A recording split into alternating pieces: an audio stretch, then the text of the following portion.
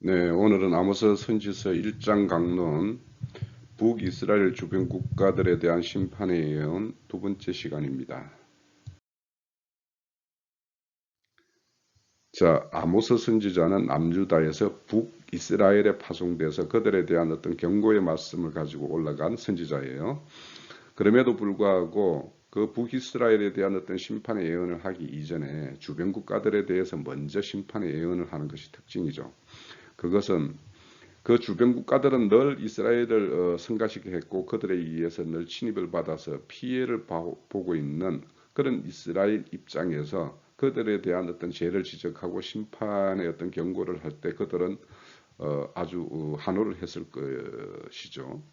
그렇지만 이제 그들의 어떤 죄를 지적하고 그랬을 때 그들이 호응을 했는데 직접 이제 당사자인 이스라엘에 대해서 어떤 죄를 지적하고 그들에 대한 어떤 심판을 경고할 때 그들이 부인할 수 없겠죠. 이런 사례는 우리가 다윗과 나단 선지자 사이에서 그, 어, 있었던 일로 우리는 다윗이 그 말을 듣고 자기 자신에 대한 이야기였음을 알고는 바로 회개하고 돌이키는 어떤 그런 모습을 봤죠. 그래서 이제 아모스 선지자도 북이스라엘의 그런 어떤 심판의 하나님의 어떤 경고의 어떤 말씀을 듣고는 이렇게 돌이키는 어떤 그런 효과를 극대화하기 위해서 실질적으로 이제 주변 국가에 대한 심판을 먼저 경고하는 거예요. 근데 이제 주변 국가들이 그 어디에 위치했고 왜 이스라엘에게 늘 이렇게 괴롭히는 그런 어떤 성가신 존재가 되었는가? 이 이스라엘이나 유다 이 민족들은 주변 국가들에 의해서 거의 쌓여 있는 어떤 그런 형태예요. 오늘 그 보면 북이스라엘에 대한 어떤 그 위치가 실질적으로 이 하살표들이 막대가 모이는 이 지점이 사실은 이스라엘의 위치입니다. 좀 그 왼쪽으로 치우치게 표현이 되어 있는데 그래서 이 위치를 기준으로 보면 남쪽으로 가면 유다하고 더 남쪽으로 가면 남동쪽으로 가면 에돔이 있고요. 요단강 그 사해변 어떤 그 동편으로 가면 에돔과 경계를 이루는 모압이 있고 모압 이쪽에는 암몬이 있고 또 암몬에서 더 북쪽으로 가면 그 아람 다메섹 그 다마스커스라는 어떤 그 도시가 있죠. 그리고 해변가로 북쪽 해변가로 가면 두로가 있고 두로보다 더 위쪽으로 올라가면 시돈이 있겠죠. 그리고 그 남서쪽으로 가면 남서 해변 쪽으로 이렇게 쭉 가면 블레셋 족속들이 이렇게 5대 성읍을 이루고 있는데 5대 성읍의 가장 대표적인 도시 성읍이 가산입니다. 이렇게 주변 국가들이 이렇게 이스라엘을 중심으로 이렇게 에워싸고 있다라는 걸 우리는 알 수 있죠. 그리고 이 팔레스타인 땅, 그 오른쪽 그 사진을 보면 팔레스타인 땅의 어떤 그 대략의 어떤 그 지형도인데 그 중심에는 그 갈릴리 바닷가에서 그 더 이쪽으로 가면 헐몬산, 그 헤르몬산에서 발원하는 어떤 물이 갈릴리 바다를 이루고 그 갈릴리 바다가 요단 계곡을 통해서 사해로 이렇게 흘러가는 어떤 그 큰 긴 계곡을 이루고 있죠. 이 계곡을 중심으로 해서 동편 서편으로 크게 나눕니다. 그리고 동편에는 왕의 대로라는 게 있어서 북방 세력들이 이렇게 애굽으로 진출하고 이 아라바 쪽으로 내려가려면 이 왕의 대로를 통해서 내려가든지 아니면 완전 해변의 길, 해변길, 그 지중해 해변길로 이렇게 따라서 내려가서 이집트로 내려가든지 아니면 이제 팔레스타인의 우리 그 이스라엘이나 남유다의 어떤 중심인 이 이루고 있는 이 그 족장의 길, 이 길로 해서 내려가든지 이렇게 진출을 하게 되죠. 그래서 이 세력과 세력들이 만나는 이 그 팔레스타인 땅을 뭐라고 그러냐 하면 사이 땅이라고 그래요. 사이 땅. 즉 여기에서 동쪽으로 가면 바벨론, 메소포타미아 그 문명이 발달된 그쪽으로 나아가고 또 북쪽으로 올라가서 서쪽으로 나가면 저 유럽 쪽으로 이렇게 진출을 할 수 있죠. 로마.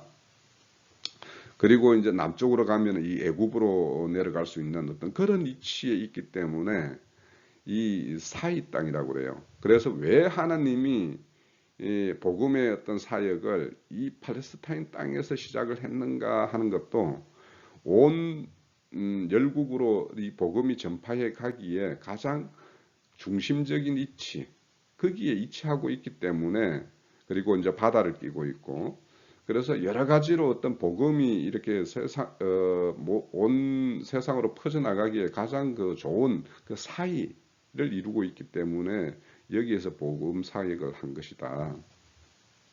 그리고 헐몬산에서 흘러서 모든 어떤 생물이 이렇게 자랄 수 있는 갈릴리 바다가 있는가 하면 그 물이 흘러가서는 뭐 어떤 생명도 살 수 없는 사해 바다가 있다라는 거. 그래서 이런 걸 대조를 이루는 어떤 지형적인 어떤 특징, 이런 것을 통해서 하나님의 어떤 생명의 세계와 사망의 세계를 잘 이렇게 설명되어질 수 있는 그런 어떤 지리적인 어떤 그 여건도 갖추고 있는 것이 이곳이다라는 걸 우리는 알 수가 있습니다.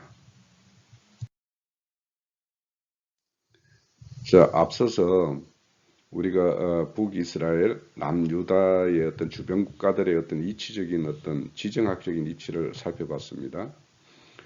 그러면 왜 그들에 대해 하나님께서 심판의 경고를 하느냐? 그거는 지난주에 우리가 마지막 장에서 살펴봤던 에레미야서 12장 14절 말씀을 다시 한번 보면서 하나님께서는 하나님의 백성을 사랑하시기 때문에 주변 국가들을 때로는 그들을 하나님 백성을 다스리는 이런 어떤 채찍으로도 쓰이지만 그들은 항상 그 하나님의 어떤 목적하는 정도보다 더 진하게 하나님의 어떤 백성들에게 가해를 했기 때문에 그거에 대해서 반드시 하나님이 그들에 대해서 계산을 한다라는 거예요.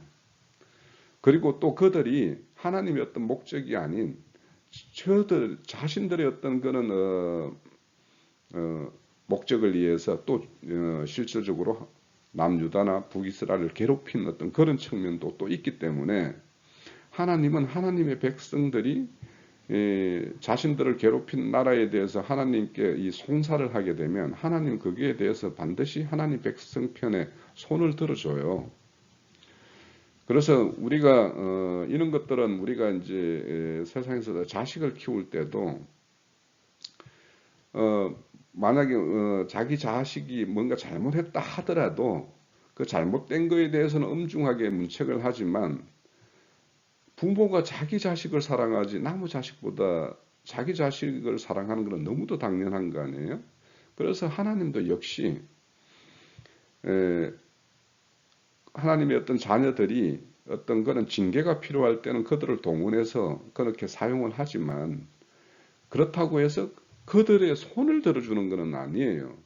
그래서 항상 하나님은 하나님의 어떤 자녀에 대한 어떤 그런 어떤 사랑을 늘 가지고 있기 때문에 그래서 그들에 대해서 자기 자녀에 대해서 가혹한 것을 한거나 무례하게 했거나 또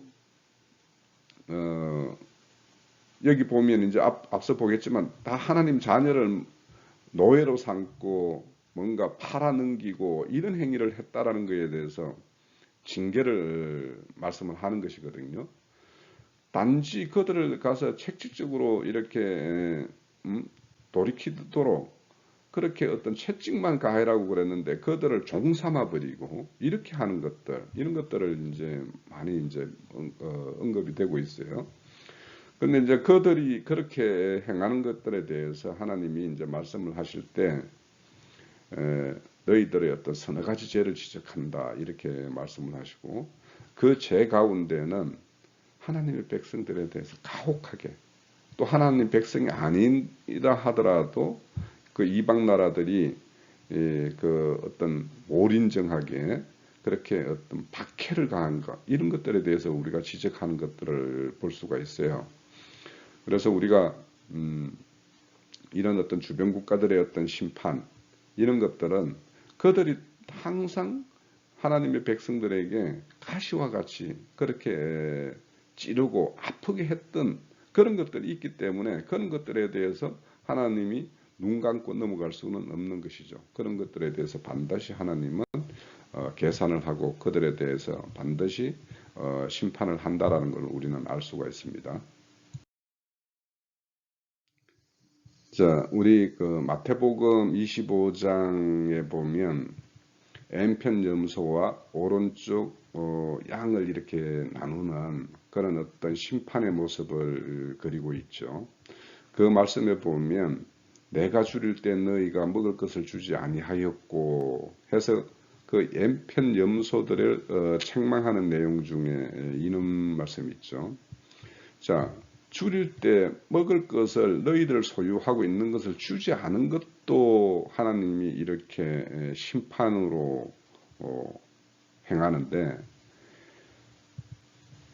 먹을 것을 오히려 탈취해 가가지고 자기들은 배불리 먹고 그 탈취당한 자들은 굶주리게 만드는 이런 것에 대해서 어떻게 하나님이 심판을 하지 않을 수가 있겠는가. 그래서 하나님은 이 이방 세력들, 하나님의 어떤 백성들이 그들에 의해서 이방 세력에 의해서 탈취당하고, 그래서 그들이 굶주리고 먹을 것을 찾아서 이렇게 헤맬 수밖에 없는 이런 상황이 되었을 때 어떻게 그것에 대해서 심판을 하지 않겠는가. 그래서 아모스 선지자의 특징이 뭐냐 하면, 우리가 아모스 선지서에 유명한 그 말씀이 한 3가지가 있는데, 우리가 아모스 3장 7절에서는 하나님이 모든 행하시는 일을 하나님의 종들에게 미리 보여주지 않고 행하는 바가 없다 그러죠. 반드시 하나님의 어떤 종을 통해서 보여주고 그들에 가서 마지막으로 경고하고 그들이 돌이킬 어떤 기회를 주는 것이 하나님의 어떤 그런 행사였다라는 것이 첫 번째 아모스의 어떤 그런 우리가 마음에 담아야 될 어떤 그런 말씀이 있다라면, 아모스 5장 24절에는 오직 정의를 물같이 공의를 마르지 않는 강같이 흐르게 하겠다라고 했어요.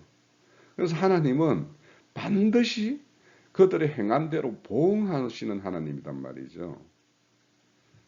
보응하는데 어떻게 보응하느냐? 그들에 대한 어떤 심판의 내용 중에서 공이 불을 보내겠다라는 것이 있어요. 그래서 이 불을 보낸다라는 것은 그들이 이루고 있는 모든 어떤 성읍의 어떤 도시나 그들이 누리고 있는 그 궁궐 같은 집이나 이런 것들을 다 불살라버리겠다라는 거예요. 그래서 그들이 든든한 어떤 백으로 믿고 있고, 또 그들이 그것을 자랑 삼는 것, 이런 것들을 하나님이 다 없이 하겠다라는 게 하나님의 어떤 공통된 심판이에요.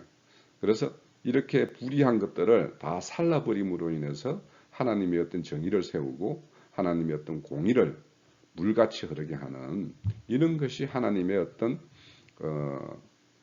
주변 국가들, 또 오늘 그 아모스의 예언의 어떤 중심인 북이스라엘의 공의 하나님께서 행하실 하나님의 어떤 세계가 어떤 세계인지를 아모스를 통해서 우리는 하나님의 세계를 어떤 사랑의 세계, 자비와 긍휼의 세계, 이런 어떤 또 은혜의 세계, 이런 따뜻한 부분만, 늘 인간적인 면에서 따뜻한 부분만 생각하는데, 하나님은 공의의 하나님이고 거룩하신 하나님이에요. 그래서 이런 어떤 불의와 불법과 함께 하실 수 없는 것이 하나님이기 때문에 이런 것에 대해서는 반드시 하나님께서는 심판을 행하신다라는 것을 우리는 알아야 됩니다. 자, 북이스라엘 주변 국가 첫 번째 심판의 예언의 말씀이 다메섹에 대한 어떤 기록입니다. 아모스 1장 3절에 5절까지의 어떤 기록인데, 이 다메섹에 대한 심판의 예언은 에레미야 49장에 가면 더 자세하게 기록되어 있습니다. 우선 아모스의 1장 3절에서 5절의 말씀을 읽고 그들이 어떻게 행했는지, 어떤 제목으로 하나님의 어떤 심판이 임하게 된 것인지 좀 한번 살펴봅니다. 여호와께서 이와 같이 말씀하시되 다메섹의 서너 가지 죄로 말미암아 내가 그 벌을 돌이키지 아니하리니 이는 그들이 철 타작기로 타작하듯 길리앗을 압박하였습니다. 내가 하사엘의 집에 불을 보내리니 벳 하단의 궁궐들을 사르리라. 내가 다메섹의 빗장을 꺾으며 아웬 골짜기에 그 주민을 끊으며 에덴에서 규잡은 자를 끊으리니 아람 백성이 사로잡혀 기르에 이르리라. 여호와께서 말씀하셨느니라. 자, 다메섹 하면은 우리가 가장 먼저 생각나는 게 바울 사도죠. 바울 사도가 예수 믿는 자들을 추적하여 잡기 위해서 이 다메섹으로 나아갈 때 거기서 하나님의 어떤 빛을 받고 전혀 새로운 사람으로 변하는 어떤 그 사건이 있었던 곳이 다메섹입니다. 다메섹은 북이스라엘의 어떤 동북 쪽에 위치하고 있는데 성경에는 시리아 또는 수리아라고 이렇게 기록하기도 합니다. 아람 국가의 어떤 수도가 다메섹이죠. 역사적으로는 그 다윗에 의해서 정복당해서 이스라엘의 어떤 땅이었기도 했죠. 그렇지만 이제 그 아들 솔로몬 때 독립되었고 그 이후로는 이 이스라엘이나 또 그 남유다에 엄청 괴롭혔던 그 민족이기 때문에 가장 먼저 심판의 경고가 임한 나라 이렇게 기록하고 있습니다. 우선 이 아람이라는 이치가 앞서서 우리가 지형적으로 살펴봤듯이 크게 그 남쪽으로 내려가는 길이 세 갈래 길이 있었죠. 동편, 요단강 동편 쪽으로 내려가는 왕의 대로가 있었고 또 해변가로 이렇게 쭉 내려가는 해변로가 있었고 그 중간에 족장의 길이 있었죠. 그래서 이 북방 세력이 남쪽으로 내려오거나 또 남쪽의 애굽이 북쪽으로 이렇게 진출하려면 반드시 그 아람이라는 쪽을 이렇게 거쳐가게 돼요. 그래서 그 아람이라는 땅은 열강의 어떤 세력이 이렇게 가장 모이고 부딪혔던 그런 곳이 이 아람입니다. 그래서 이제 그 지리적으로 보면 오늘 그 틀 찾았기로 타작하듯 길리앗을 압박했다라고 하는데 이 길리앗의 위치는 왕의 대로편으로 그러니까 아람 그 수도인 다메섹에서 이 왕의 대로로 조금 내려오다 보면 이 길리앗이 있죠. 그래서 길리앗의 이 아람이 세력을 펼쳐서 그들을 이렇게 압제했다라는 거예요. 오늘 사진에 보면 이 철 타작기를 제가 사진 두 컷을 이렇게 보여드리는데 거기 보면 밑면에 보면 이렇게 구멍이 있죠. 여기에다가 이제 철심을 이렇게 심어서 이제 곡식 위에다가 이 판을 넣어놓고 뭔가 앞에서 이렇게 끌게 되면 이 껍질이 벗겨지겠죠. 그렇게 해서 이제 탈곡을 하는 어떤 그런 농기구입니다. 그래서 이렇게 이걸로 이제 압제를 했다라는 거예요. 그래서 그 압제한 때 그 당시 왕이 누구냐면 핫세일이라는 것이죠. 핫세일. 이 핫세일이라는 사람은 북이스라엘 선지자인 엘리사에 의해서 왕이 될 것이다라는 예언을 받았고 동시에 이제 엘리사가 이 축복을 하면서 그냥 참담하게 생각했던 이유는 이들이 남유다나 북이스라엘 그 엘리사의 어떤 자기 민족, 자기 백성들을 압제하는데 이가 핫세일이 앞장설 어떤 그런 왕이었기 때문에 침통하면서도 이 예언을 하는데 그 핫세일이 어떤 잔인한 짓을 할 것이라고 예언하냐면 어린아이를 메어치고 또 아이 벤 부녀의 배를 가르고 할 것이라고 이렇게 예언을 하는 것이 열왕기하 8장에 이렇게 기록하고 있어요. 그래서 실질적으로 그대로 행합니다. 실질적으로. 그래서 북이스라엘의 어떤 영토를 항폐하게 시킨 것이 열왕기하 10장에 이렇게 기록되어 있고요. 또 열왕기 13장에는 남유다 그 요하스 왕일 때, 여호아하스 왕일 때 그들의 백성을 이렇게 타작마당 티끌처럼 이렇게 대했다라고 이렇게 기록을 하고 있어요. 그러니까 이 하셀 왕이 자기가 모셨던 왕을 그 젖은 이불로 이렇게 덮어서 이렇게 질식사시켜서 시키고 자기가 왕이 될 것처럼 이런 잔인한 어떤 본성을 가지고 있는 왕이었기 때문에 그가 이렇게 지배하고 있는 이런 탈취한 그런 어떤 백성들에 대해서 이렇게 무자비하게 이렇게 행했던 것을 기록하고 있습니다. 자, 그래서 앞서서 살펴봤듯이 그 예언대로 엘리사의 예언대로 길리앗을 그렇게 압제했고 남유다나 북이스라엘을 그렇게 항폐하게 하고 또 남유다의 어떤 타작마당에 티끌처럼 그 백성을 압제한 이것에 대해서 하나님이 반드시 심판을 하실 것인데 어떻게 심판을 하시느냐. 하사엘의 집에 불을 보내리니 벤하단의 궁궐을 다 사르겠다라고 말을 해요. 그래서 하사엘이라는 왕이 어떤 그런 잔인한 어떤 행위를 한 것에 대해서 그들의 궁궐, 여기 벳하단이라는 것은 아람의 왕들의 이름이 벳하단입니다. 즉 우리 그 애굽의 왕의 이름이 바로이듯이 아람의 왕을 벤하단이라고 그래요. 그래서 벤하단의 어떤 궁궐, 그 왕이 거하는 궁궐을 다 불살라 버리겠다라는 것이죠.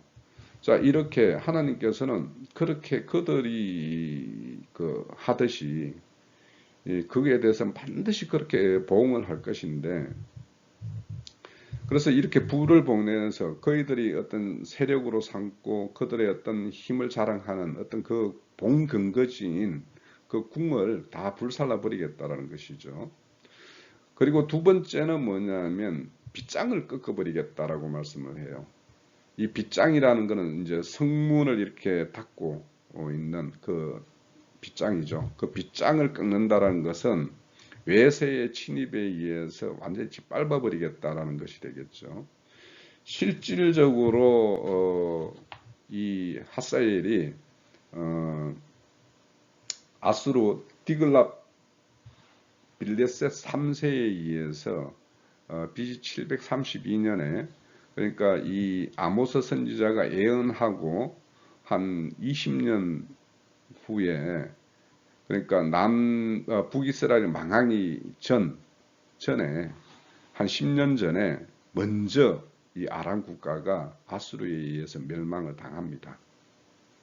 그렇게 예언대로 성문이 완전히 활짝 열려서 외세에 의해서 완전히 멸망당하고 그 성이 다 불타는 사건이 실질적으로 실현이 되고 있죠.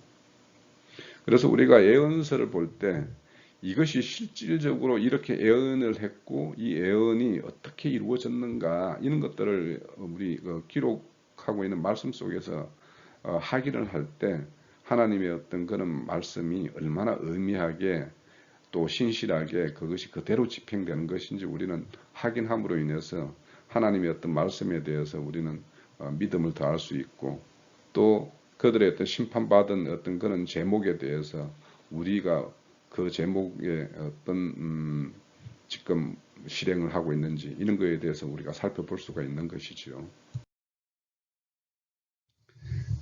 자, 다메섹에 대한 어떤 세 번째 심판이 뭐냐 하면 내가 아엔 골짜기에 그 주민을 끊겠다라는 말씀이에요. 아엔 하면은 우리 베델이 벳아엔이 됐다 그러죠. 벳엘이라면 하나님의 집인데 그 집이 귀신의 처소가 됐을 때 벳아웬이라고 하죠. 그래서 이 아웬이라는 뜻은 귀신의 처소라는 뜻이에요.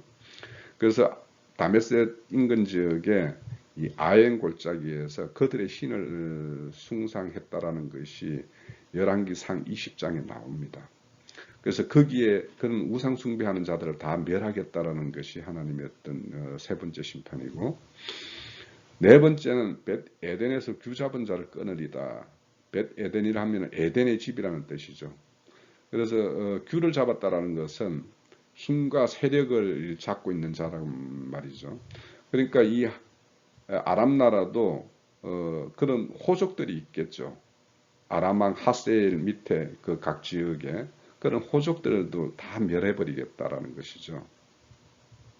그리고 다섯 번째 어떤 심판의 내용이 어떤 거냐 하면 아람 백성이 사로잡혀 기르에 이르리라 이야기해요. 성경에 우리 개역 개정에는 기르라고 이야기하는데 다른 어떤 성경에는 길 이렇게 번역되기도 해요. 그 기르는 메대 나라, 즉 그러니까 아람에서 좀 더 동쪽 지역에 이렇게 위치하고 있고 이렇게 기르의 어떤 포로로 잡혀갈 것이다라고 이렇게 말을 하는데 이 일이 실질적으로 성취가 됩니다. 아람이 아수르 디글랏빌레셋 3세에 의해서 BC 732년에 멸망을 당해요. 그러니까 북이스라엘이 BC 722년에 아수르에 멸망하듯이 10년 전에 아수르에 의해서 이 아람 다메섹이 멸망을 당합니다. 그때 이 아수르는 늘 그 지배국에 가가지고 그들의 주민들을 강제 이주시켜서 피를 썩게 만들죠. 그래서 혼혈 정책을 쓰는 것이 이 아수르거든요. 그래서 이제 아람의 어떤 백성들을 그 메대 땅으로 포로를 잡아간 것이죠. 그 잡아가서 기르라는 곳에 이렇게 정착시키고 또 길에 있는 사람은 또 아람으로 이주시켜서 그렇게 피를 썩게끔 만들었겠죠. 이런 일을 행했어요. 실질적으로 그게 성취가 예언대로 아모스의 예언대로 예언이 있고 한 20년, 30년 후에 이 일이 실질적으로 성취를 됐고 북이스라엘도 BC 722년에 멸망을 당하고 우리가 성경에 보면은 사마리아인이라는 말이 있죠. 그러니까 그 사마리아 사람을 아람 쪽으로 이주시키고 아람의 사람을 사마리아 땅으로 이주시켜서 이렇게 피를 썩게 한 거예요. 그러니까 10년 전에 그 아람을 통치할 때 그 백성들을 이 사마리아로 이주시키고 사마리아인은 또 아람으로 이주시켜서 그렇게 피를 썩게 되죠. 거기에서 비롯돼서 이제 이 사마리아인이라는 말이 이렇게 나오는 것이거든요. 그래서 이 아수르는 자신들이 지배하는 백성들을 이렇게 사진에 보듯이 사람을 콧구레를 이렇게 뚫어가지고 이렇게 사로잡아 갔다라고 기록하고 있어요. 굉장히 잔인한 어떤 그런 민족성임을 우리가 알 수가 있죠. 그래서 이렇게 어떤 민족이 다른 민족의 어떤 지배를 받게 되면 그 민족의 어떤 지배받는 그 백성들은 이렇게 참혹한 일을 당하게 돼요. 이거는 모든 역사에서 이렇게 기록하고 있는 어떤 내용이죠. 그래서 우리나라도 이런 열국들 사이에 이렇게 위치하고 있어서 우리가 식민지를 당하고 이랬을 때 그때 그런 우리 백성들, 우리 민족도 그런 이런 수모를 당하고 그랬던 역사가 있어요. 그래서 이런 다른 어떤 세력에 의해서 이렇게 지배를 당한다라는 것은 하나님의 엄청난 어떤 징계고 심판이에요. 그래서 우리가 이런 어떤 오늘 이 말씀대로 이렇게 포로로 잡혀가는 일 이런 것들이 얼마나 어떤 참혹한 것인가. 그래서 이 일이 남유다가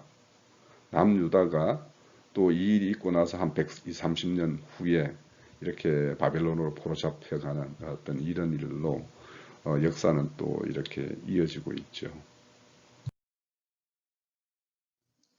자, 두 번째 심판은 블레셋 가사에 대한 내용입니다.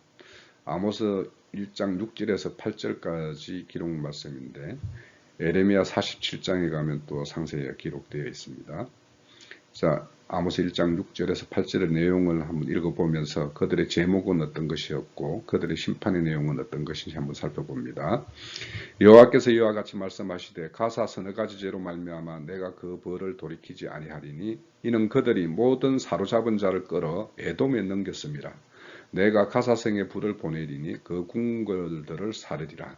내가 또 아스돗에서 그 주민들과 아스글론에서 큐를 잡은 자를 끊고 또 손을 돌이켜 에글론을 치리니 블레셋에 남아있는 자가 멸망하리라. 주 여호와께서 말씀하셨느니라.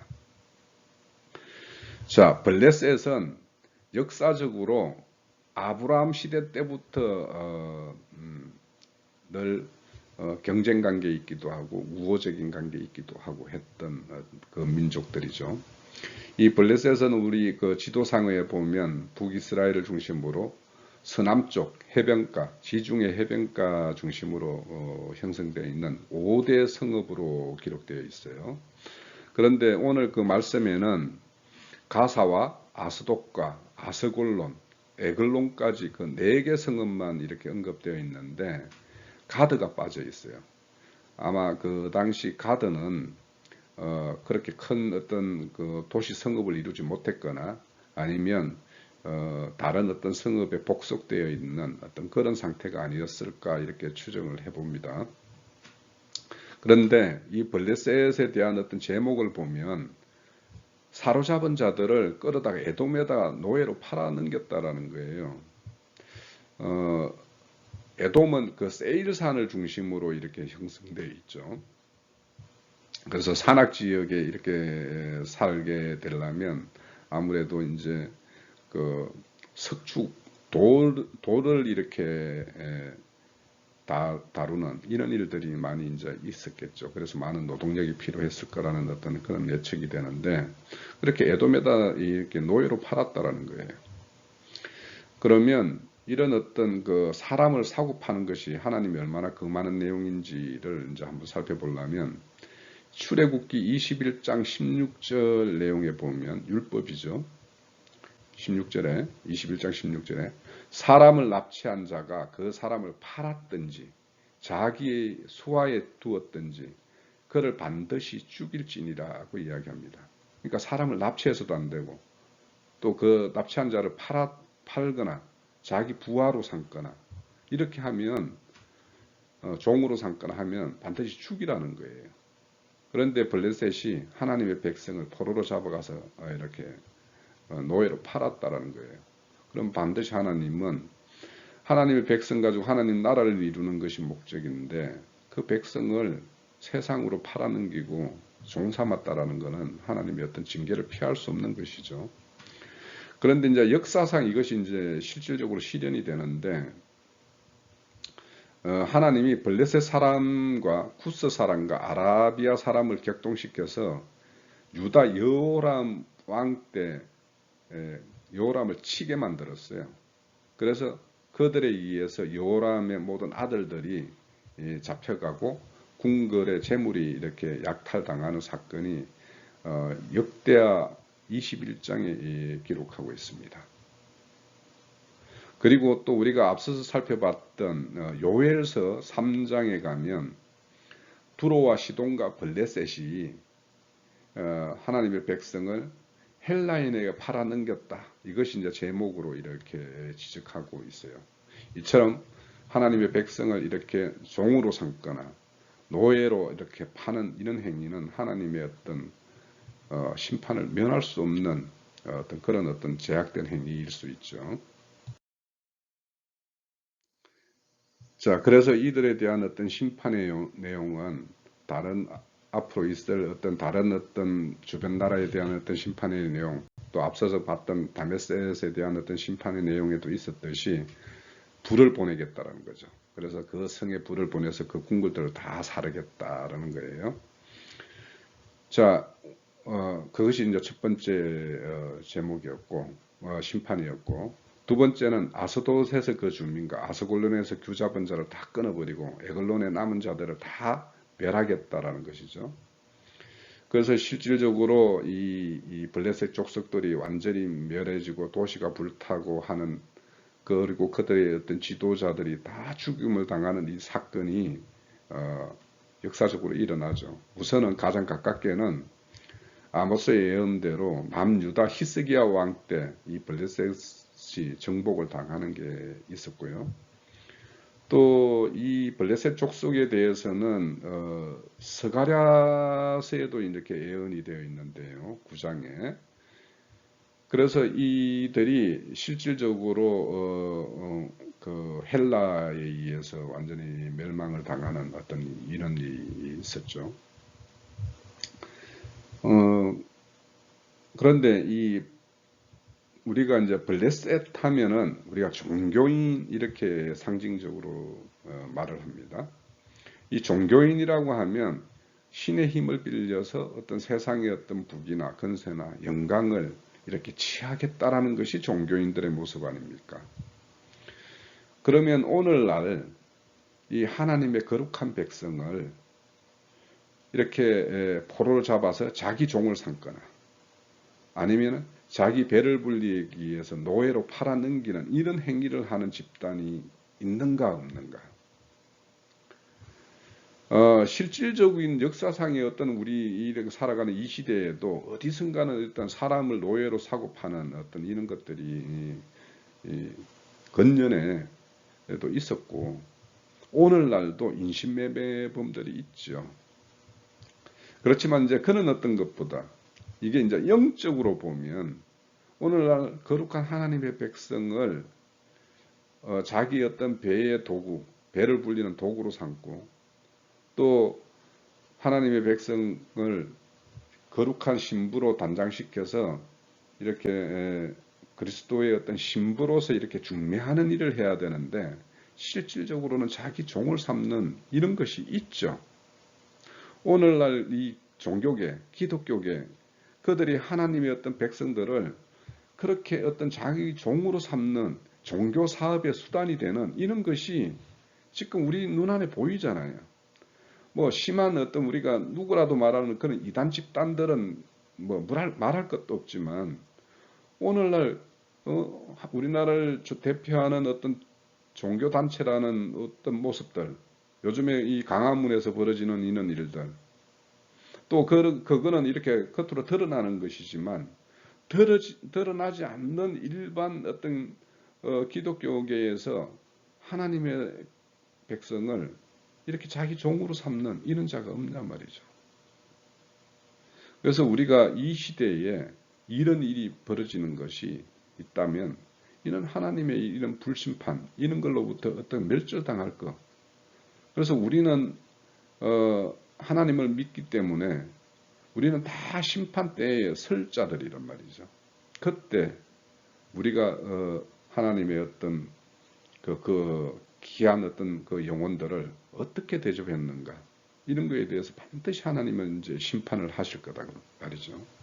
그래서 오늘 이 블레셋의 어떤 그런 어떤 심판 내용을 보면서 어떤 사람을 자기 어떤 이해의 어떤 도구로 삼는 것에 대해서 하나님이 어떻게 보응하는가, 우리가 출애굽기 21장에 있었던 그 내용처럼 사람을 납치하거나 그를 팔아넘기거나 자기 종 삼는 것에 대해서는 반드시 축이라는 어떤 이 하나님의 어떤 의미한 말씀을 우리가 생각하면서 교회 중에 어떤 우리가 영혼들을 어떻게 대하고 그들의 영혼들을 이렇게 올바르게 세우기 위해서 우리가 그 수고하는 어떤 이런 일들에 대해서는 또 하나님이 또 좋은 것으로 이렇게 보응을 할 것이니까, 우리는 교회 생활을 통해서 우리 각자, 모든 지체들이 각자가 우리 각 지체들을 이렇게 세우는 일에 이렇게 동력하는 것에 대해서 얼마나 이것이